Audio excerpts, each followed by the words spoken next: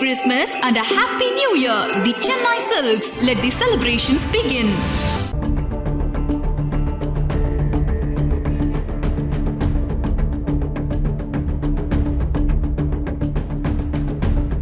வரலாற்றிலேயே முதல் முறையா நெல்லை மாவட்டத்துல பல்வேறு இடங்கள்ல கொட்டப்பட்ட கேரள மருத்துவ கழிவுகள் மீண்டும் கேரள மாநிலத்துக்கே பலத்த போலீஸ் பாதுகாப்போட எடுத்து செல்லப்பட்டிருக்கு.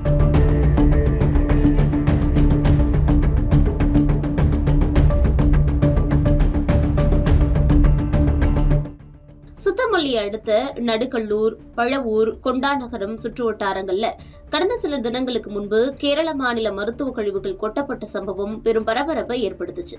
மேலும் கொட்டப்பட்ட மருத்துவ கழிவுகளை கேரள மாநில மாசு கட்டுப்பாட்டு வாரியம் 3 நாட்களுக்குள்ள அகற்றணும்னு தேசிய பசுமை தீர்ப்பாயம் உத்தரவிட்டது.